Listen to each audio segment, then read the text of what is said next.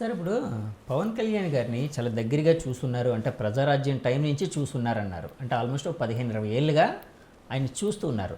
So అప్పటికి ఇప్పటికి బేరీజ్ వేయాల్సి వస్తే అంటే ఆయనలో మార్పు ఏమైనా కనిపించిందా అండి? ఏమీ లేదు. అప్పుడు ఎలా ఉన్నారు, ఇప్పుడు అలాగే ఉన్నారండి? More commitment. Okay, more commitment అంటే అప్పటికి ఇప్పటికి చాలా తెలిసి మోర్ కమిట్మెంట్తో ఉన్నాడు ఆయన. ఇంకేం ఆయన రోజు రోజుకి కసి కమిట్మెంట్ పెరుగుతుంది కానీ ఎక్కడ తగ్గట్లే ఆయనకి. అర్థమైంది మీకు? అలాగే ఆయన డబ్బులు తీసుకోకుండా రూపాయి కూడా అలాగే తీసుకుంటానని చెప్పారు. ఎందుకు మేము శాలరీ తీసుకుంటా అని చెప్పాము. ఓకే, సార్ అలాంటి వీటికి ఆయన పడ్డరండి. ఆయన గొప్పలకి అలా కాదు. ఆయన ఆ మధ్య నేను కొన్ని వార్తలు జనాలు ఏవో చూసాను, అందులో ఆయన శాలరీ తీసుకోకుండా చేస్తున్నారు. తీసుకోకూడదండి శాలరీ. తీసుకోవాలి సార్, నేను తీసుకోకూడదు అంటలేదు. అవన్నీ గొప్ప కాదండి. గొప్ప ఏంటి, ప్రజలకు నిజాయితీగా పనిచేయాలి. అవును, అంతే కదా. అంతే అండి. ఇప్పుడు ఏమవుద్ది, 4 రోజులు అవలా అప్పుడే వైఎస్ఆర్సీపీ వాళ్ళు రకరకాల పేపర్లు కొంతమంది ఎత్తుగాళ్ళు ఇష్టానుసారంగా ఎమ్మెల్యేల మీద రాసేస్తున్నారు. అది కరెక్టో కాదో కూడా తెలియదు. ఆల్రెడీ కొంతమందిని బెదిరిస్తున్నారు. బెదిరించి లొంగ తీసుకోవాలని చూస్తారు. దేనికి సార్? ఏ విధంగా? మీకు తెలీదు, ఎమ్మెల్యేలు బెదిరించే వాళ్ళు 3 మంది ఉంటారు. అవునా సార్? ఉంటారండి, బెదిరించే వాళ్ళు ఉంటారు. బెదరకపోతే వీడికి ఆరగెన్సీ, వీడికి ఇది, వీడికి అది అని చెప్పి రాయించేస్తారు. Character assassination రాయించేస్తారు. కాకపోతే ఒకటే చెప్తున్నాను, వాళ్ళకి ఎవరికైనా ఒకటే చెప్తున్నాను, మనం చెయ్యాల్సిన పని నిజాయితీగా చేసుకుంటూ వెళ్ళడమే. చంద్రబాబు నాయుడు గారు, పవన్ కళ్యాణ్ గారు, అలాగే లోకేష్ గారికి తెలుసు, అన్నీ తెలుసు.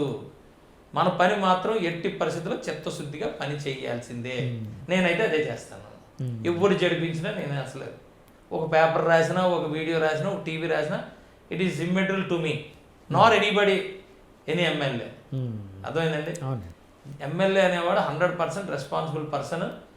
చిన్న చిన్న జడుపులకి ఒక లీడర్ ఎప్పుడు లొంగిపోడండి. లొంగిపోయాడంటే వ్యవస్థ పాడైపోద్ది. ఎప్పుడు కూడా we should believe A leader should have iron hand, kind heart. Okay, iron hand, kind heart. దుష్ట శిక్షణ, శిష్ట రక్షణ, ఇది ఉండాల్సిందే, ఎట్టి పరిస్థితుల్లో ఉండాల్సిందే. అంటే ఈ 2 లక్షలు చంద్రబాబు గారిలో, పవన్ కళ్యాణ్ గారిలో ఉన్నాయని నమ్ముతున్నారు సార్? 100% ఉన్నాయని నమ్ముతున్నారా? 100% ఉండాలి. ఉన్నాయని నమ్ముతున్నారా? ఉండాలండి, లీడర్కి ఆ లక్షణాలు ఉండాలి. ఉండాలి సార్, మీరు అంటుంది కరెక్టే. కాదు, 100% ఉన్నాయని మీరు నమ్ముతున్నారా అని అడుగుతున్నాను. నమ్మితే కదా ఇక్కడ వరకు వచ్చారు వాళ్ళు. అదే మీ ఒపీనియన్ తెలుసు. నమ్మితే కదా ఇక్కడ వరకు వచ్చారు వాళ్ళు. వాళ్ళు నమ్మారు కాబట్టి, వాళ్ళ దగ్గర ఉన్నాయి కాబట్టే కదా ఇక్కడ వరకు వచ్చారు. లేకపోతే రారు. అంత ఈజీ కాదండి. ఒకసారి 2 సార్లు వచ్చేసిన వాళ్ళు కాదు కదా. 40 సంవత్సరాల నుంచి జర్నీ చేస్తున్నారు చంద్రబాబు నాయుడు. ఏమండి, రిమార్కబుల్ అచీవ్మెంట్స్ ఉన్నాయి ఆయనకి.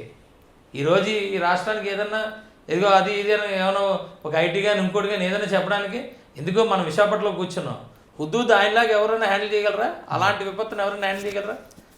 నేను ఈవెన్ అపోజిషన్లో ఉండి మీ ఇద్దరు కలలేనప్పుడు కూడా, జనసేన టీడీపీ కలలేనప్పుడు కూడా నేను బల్ల కొద్ది చెప్తున్నాను, ఈజ్ ద వన్, ఈ కెన్ ఓన్లీ డూ, అంతే ఆ రోజుకి. సో అదే భావన అలాంటి నాయకులు మళ్ళీ పవన్ కళ్యాణ్ గారు తయారయ్యారు.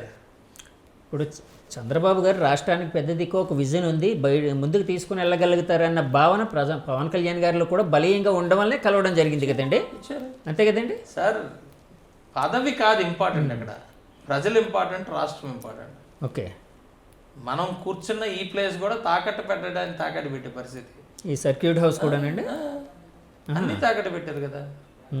తాకట్లో ఉందా సార్ ఇది? ఇప్పుడు ఇది నేను అంటే ఒక్క కలెక్టర్ ఆఫీస్ ఒక్కటే తాకట్లేదు, ఉన్నాయని తాకట్లు ఉన్నాయి. ఈ పక్కన తెలుసు కదా మీకు, ఈ పక్కన ప్లేస్ మీద ఏదో ఏదో కొన్ని వార్తలు చూసాను, వార్తలు అంత వెళ్ళిపోయింది. ఇవన్నీ సార్ ఎవరు సార్ కబ్జా అంటున్నారు కదా మీరు, అంటే మీ వాళ్ళందరూ ఆరోపిస్తున్నారు. అఫీషియల్ గా అన్ని జరిగినాయండి, అఫీషియల్ గా చేసుకున్నారు. అవన్నీ కూడా ఇప్పుడు మొత్తం అన్ని రివ్యూ. అదే కదా చెప్తున్నాను, రెడ్ బుక్ అంటే అదే. Red book is nothing but ఏం కక్ష సాధింపులు కాదు. రెడ్ బుక్ అంటే we have to protect our constitution, అంతే. ఓకే, కానీ ఇప్పుడు కాన్స్టిట్యూషన్ ఇప్పుడు మిమ్మల్ని వచ్చి తిట్టారనుకోండి, మీరు ఊరుకుంటారా? మీ రైట్స్ మీరు వెళ్ళి ఫైట్ చేస్తారు కదా. అంతే కదండి. కాన్స్టిట్యూషన్ని ఇష్టానుసారంగా తిట్టి కాన్స్టిట్యూషన్ని అపహాస్యం చేసిన వాళ్ళని కాన్స్టిట్యూషన్ ద్వారా దాన్ని మనం ప్రొటెక్ట్ చేయలేదా? అంతే. ఇక్కడ that is called red book. అదే రెడ్ బుక్. వాళ్ళకి లెసన్ చూపించాలి కదా, అంతే. సార్ ఇప్పుడు మీ రాజకీయ జీవితం అంటే ప్రజారాజ్యం అండి నాకు చిన్నప్పటి నుంచి ఇంట్రెస్ట్. ఏ సమస్య తీసుకున్నా, ఎక్కడ ఏది చర్చించుకున్నా, ఒక 4-5 చర్చుకున్నా, తిన్నంగా వచ్చి లా మేకింగ్ హౌస్ దగ్గరికి వెళ్ళిపోతున్నాం. అక్కడ ఆగుతుంది, సొల్యూషన్ అక్కడి నుంచే ఉంది. సో ఏది చెయ్యాలన్నా 10 మందికి మంచి చేయాలంటే 100% ఎమ్మెల్యే అనేది ఒక దారి, అదొక దారి. ఎమ్మెల్యే అయితే మనం ఏదైనా చేయగలమని గట్టిగా నమ్మి నేను రాజకీయంగా ముందుకు వచ్చాను. అప్పటికి నాకు చిరంజీవి గారు అంటే చాలా ఇష్టం. ఆయన పార్టీ పెట్టారు. పార్టీ పెట్టినప్పుడు నేను చాలా చిన్నోడిని, ఆయనతో పాటు కలిశాను. తర్వాత పార్టీ విలీనమైన తర్వాత మరి నాకు చంద్రబాబు నాయుడు గారు అంటే చాలా ఇష్టం కాబట్టి చంద్రబాబు నాయుడు గారితో జర్నీ కంటిన్యూ చేశాను. ఎప్పుడైతే పవన్ కళ్యాణ్ గారు వచ్చారో మళ్ళీ పవన్ కళ్యాణ్ గారి దగ్గరికి రావడం జరిగింది. బట్ మేము ఎప్పుడు చంద్రబాబు నాయుడు గారిని తిట్టడం కానీ ఎప్పుడు కూడా చెప్తున్నాను, ఇప్పటికైనా సరే చంద్రబాబు నాయుడు గారు నాకు చాలా ఇష్టం. ఆయన ఇప్పుడు మంచి తీసుకోవాలి అన్నీ. ప్రజారాజ్యంలో విలీనమైన లేదు, నేను ఐఎమ్ నాట్ విత్ కాంగ్రెస్. విలీనమైనప్పుడు నేను వీఆర్ నో మ్యాన్స్ జోన్, మేము వెళ్ళలా.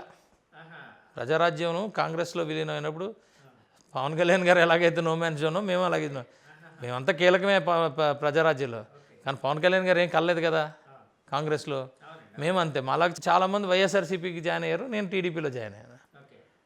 టీడీపీలో సేవ చేసాం ప్రజలకి. అక్కడ కూడా మంచిగానే అవకాశం, అంటే ఎమ్మెల్యే అవకాశం ఇవ్వలేదు కానీ మామూలుగా అయితే చాలా. ఇప్పుడు నాకు ఇన్ఛార్జ్ ఇచ్చారు, నేను ఆ ఇన్ఛార్జ్గా నేను చాలా వరకు ఫైట్ చేసి పార్టీని కానీ ఆ ప్రజలు కానీ చాలా వరకు నేను వర్క్ చేసుకున్నాను, చాలా వరకు ఇది చేశాను.